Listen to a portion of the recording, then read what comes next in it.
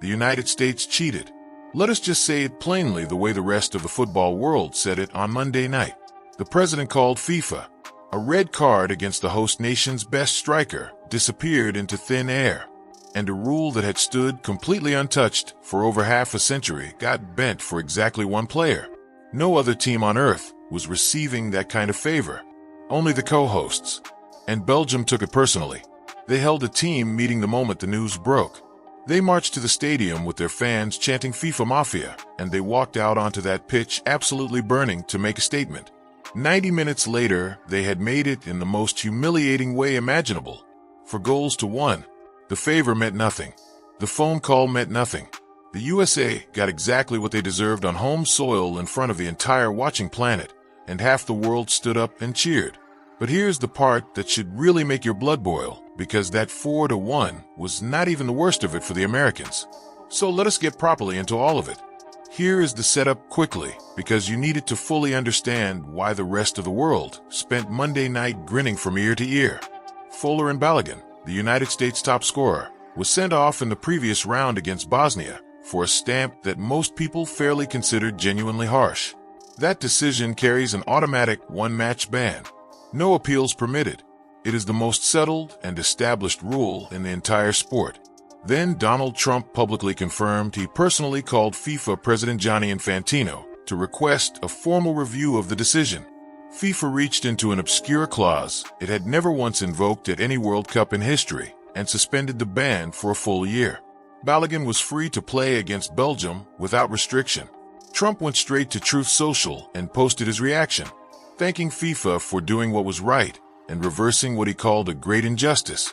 And Belgium attempted to appeal the decision and were flatly told they had no legal standing whatsoever because FIFA ruled they were not even a recognized interested party in a decision that directly and fundamentally determined who they would be facing in a knockout match. Read that twice and let it sink in. UEFA stated publicly that the whole situation crossed a clear and serious red line. And it was not only people from within football raising their voices. Trump had also publicly targeted the referee who sent Balogun off, Brazilian official Rafael Claus, openly calling him suspect in language that forced the Brazilian Football Confederation to release a formal statement defending their official as an exemplary professional of the highest integrity. Even a European Union commissioner weighed in with pointed observations, noting that decisions on sporting matters are supposed to belong to sporting bodies and governing institutions, rather than to elected politicians with personal interests in the outcome. The global outrage was real, widespread, and extremely loud. So the stage was fully and dramatically set. The host nation with its president's fingerprints visibly and unmistakably all over the team sheet, with its best attacker restored by an unprecedented and deeply controversial favor, walking out in front of a roaring home crowd chasing a first quarterfinal appearance in 24 years. And the so-called villain of the piece, the team that everyone in positions of power had told to simply accept the decision and go home quietly. Belgium marched to the stadium with supporters chanting FIFA Mafia at the top of their voices. Infantino himself sat watching from a comfortable executive suite high above the action. And then the football started. And the football did not care even slightly about a single phone call made by anyone. It took just 9 minutes. Charles de Ketelaere ghosted silently in behind the American defense and tapped calmly into a completely empty net after the United States failed entirely to deal with a ball dropping dangerously into the box. 1-0 Belgium. The USA did rally, and to their genuine credit Malik Tillman hauled them level, and for a few brief and intoxicating minutes Lumen Field dared to believe the fairy tale was back on track and still very much alive.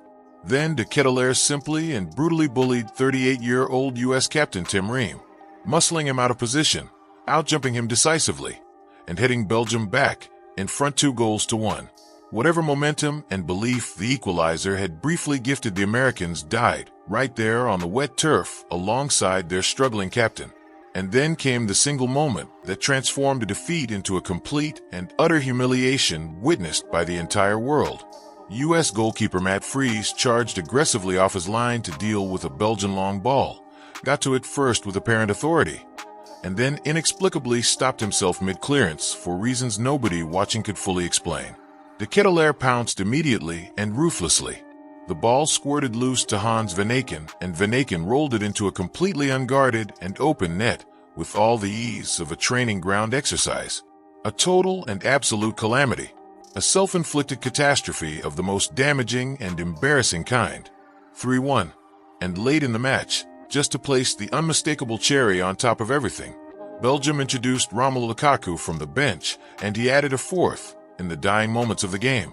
4-1 in Seattle on home soil, with a reprieved and specially restored striker on the pitch for the entire match, and contributing precisely nothing of any visible consequence or danger. Utterly and completely anonymous throughout. Now here is the specific detail that makes this outcome so particularly and deliciously satisfying, and it is the one you would completely miss if you only glanced at the final scoreboard. Belgium coach Rudy Garcia did not even need anywhere near his strongest or most complete team to achieve this. He deliberately rested both Lukaku and Jeremy Doku, only introducing them once the score was already comfortably sitting at 3-1. And he never brought Kevin De Bruyne on at any point during the entire match. He defeated the politically propped up and specially favored host nation in a World Cup knockout match, while keeping 3 of his most dangerous and talented attacking weapons sitting comfortably on the bench in reserve for future use. He set his team up tactically and intelligently to suffocate and neutralize the famous high-pressing American system, and he made the whole exercise look surprisingly routine and straightforward. This was not a smash-and-grab result built on desperate defending and lucky moments. This was a highly intelligent football manager who wanted urgently and desperately to prove a very specific point, and proved it with significant room and resources to spare. Think carefully and seriously about the message embedded in that team selection decision. He looked at the side that had been gifted its star player back by the direct intervention of a sitting head of state, and he calmly decided he could beat them anyway without half of his own attacking options. And he was emphatically and completely correct. The moment the final whistle sounded, Belgium's official social media account posted precisely 2 words alongside their celebrations for the entire world to read.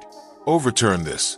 Then Lukaku broke into a celebration that looked suspiciously and unmistakably like a certain president's signature dance move. They knew exactly and deliberately what they were doing and saying with every single gesture. So let us take the entire situation seriously for a genuine and considered moment, because the karma narrative is undeniably enjoyable, but the real and sharper lesson, sitting beneath all of it, cuts considerably deeper and more meaningfully. The single most damning and revealing fact of this entire extraordinary saga is this: the cheating was aimed at entirely the wrong problem all along. All of that intensive lobbying, all those significant phone calls, all that irreplaceable political capital burned and spent on unbanning BaloGate was ultimately deployed to restore one attacking player to a team whose actual and screaming fundamental weakness was its defensive structure and capability at the back. And everybody who had been paying any serious and sustained attention to this United States team throughout the tournament already understood that clearly.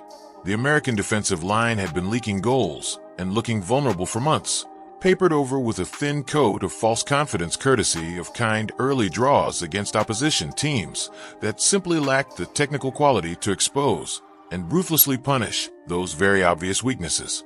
On Monday night against a Belgian side that absolutely possessed that quality and that clinical edge, the entire defensive structure fell apart precisely as any informed and neutral observer had predicted it would. Ream got beaten painfully and embarrassingly in the air for a crucial goal. Freeze gifted them another with an error so elementary it was almost impossible to fully process or comprehend. No disciplinary committee ruling and no article written into any sporting code can fix a 38-year-old captain who cannot win a physical aerial duel against a powerful and dominant opponent. And no presidential phone call has ever kept a single ball out of a football net when the opposition is good enough and hungry enough to put it there.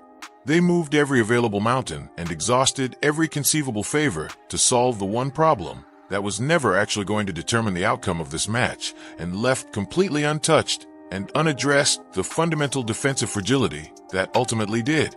And to be genuinely fair, as we should always genuinely try to be, the Americans do have a real and legitimate grievance buried somewhere deep inside all of this mess.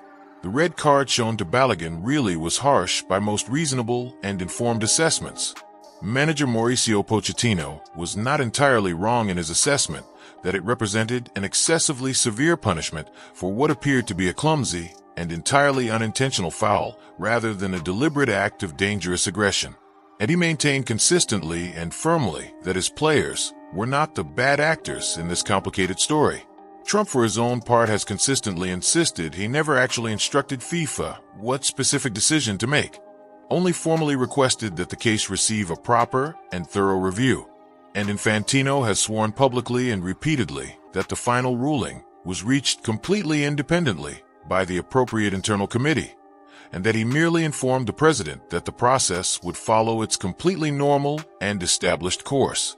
You can almost half believe elements of that version if you look at it through a particular and forgiving angle.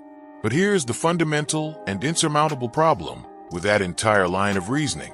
When you accept a favor that absolutely no other competing nation in the entire tournament could have accessed or received under any circumstances, when your president is publicly and aggressively going after the match referee by name and publicly thanking a sporting body for reversing what he personally characterized as a grave injustice done to his country, you have permanently and irreversibly surrendered any credible right to present yourself as the aggrieved and innocent victim in this situation. You simply do not get to comprehensively reorder the established rule book in your own specific favor and then perform genuine shock and wounded surprise when the entire global football community lines up in unmistakable and vocal opposition against you. That is not persecution or unfair treatment from a hostile world. That is simply the bill arriving at the table. And on Monday night, in Seattle, the bill was steep and the payment was immediate and public and utterly humiliating.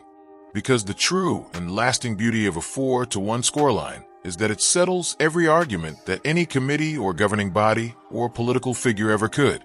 If the United States had somehow scraped through the match by the narrowest possible margin of 1-0, the entire ongoing conversation for the remainder of the tournament would have been consumed entirely by asterisks and qualifications and endless legitimate questions about whether a direct presidential favor had effectively purchased a quarterfinal place for the host nation at the expense of sporting integrity. Instead, Belgium swept the entire debate completely and definitively off the table through the simple and beautiful and utterly inarguable language of dominant and convincing football. Their captain Yuri Tielemans openly admitted afterward that the squad had gathered together and held a formal team meeting the moment the BaloGate news first broke, and made a collective and heartfelt promise to each other. Do our talking on the pitch and nowhere else. And they delivered on that promise with absolute and ruthless authority. Midfielder Nicholas Raskin articulated it more directly and with considerably less diplomatic softening, saying simply that there is always justice to be found somewhere in life. And on Monday evening in Seattle, that justice arrived wearing red shirts and scored 4 times without apology or restraint. Goalkeeper Thibaut Courtois stated plainly that his team had been shown a fundamental lack of respect in the days and hours leading into the match and had now demonstrated beyond any reasonable question exactly which of the two sides was genuinely the better football team. And you could understand every trace of the venom and indignation coursing through that Belgian dressing room entirely. Because in the days immediately preceding the match, the prevailing American mood had curdled and soured into something uncomfortably and unattractively close to pure arrogance, a widespread and openly expressed sense that Belgium now represented nothing more than a convenient and manageable formality once the generous favor had been officially granted and confirmed. Courtois noted with pointed and deliberate precision that many people had stated publicly and confidently that the United States could beat Belgium with the greatest of ease. On Monday night, Belgium provided their answer to that assessment in the form of a scoreline that left absolutely zero room for any form of alternative interpretation or contested reading. The reactions that flooded in from every corner of the football world told the complete story of a global audience that had been waiting with growing impatience for exactly this outcome and this moment. Neutral fans everywhere took open, unapologetic, and completely unashamed joy in what had unfolded, because it did not feel remotely like cheap or mean-spirited pleasure taken in someone else's misfortune. It felt like the natural order of sporting competition, snapping back powerfully and satisfyingly into its proper and rightful place after being forcibly bent out of shape by people with no legitimate business interfering with it. Even Trump's own niece Mary Trump, one of his most consistent and vocal public critics, weighed in directly with the observation that he can only find a way to win if he finds a way to cheat the system first. And there is a particularly bitter and telling little irony sitting squarely at the very center of all of this for FIFA as an institution as well. Gianni Infantino, who bent his own organization into uncomfortable and embarrassing knots in a very public effort to please and accommodate the White House and its occupant, spent Monday evening watching that same costly and reputationally damaging favor detonate spectacularly on live international television, seated in his private executive suite, while the crowd directly outside chanted the word mafia at sufficient volume to fill the entire stadium.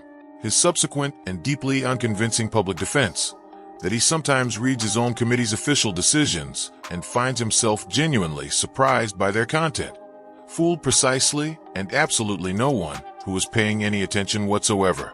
He spent a significant and irreplaceable portion of FIFA's already battered institutional credibility purchasing a gift for a powerful political ally. And that gift got methodically and completely dismantled 4 goals to 1 directly in front of him in the most public setting imaginable. Here is perhaps the strangest and most counterintuitive twist buried at the very bottom of this entire extraordinary story. FIFA might actually be quietly and privately relieved that things ended precisely this way rather than any other. Consider the alternative scenario with genuine seriousness for a moment. If the compromised and specially favored host nation had gone on to enjoy a deep and celebrated run through the knockout stages all the way to the later rounds of the tournament, every single subsequent match they played would have carried the permanent and indelible stain of what happened before Belgium. Every victory would have arrived with its own accompanying asterisk. The questions would never have ended or subsided for a single day. Instead, Belgium removed the entire problem from the tournament's ongoing narrative in one decisive and comprehensive 90-minute statement.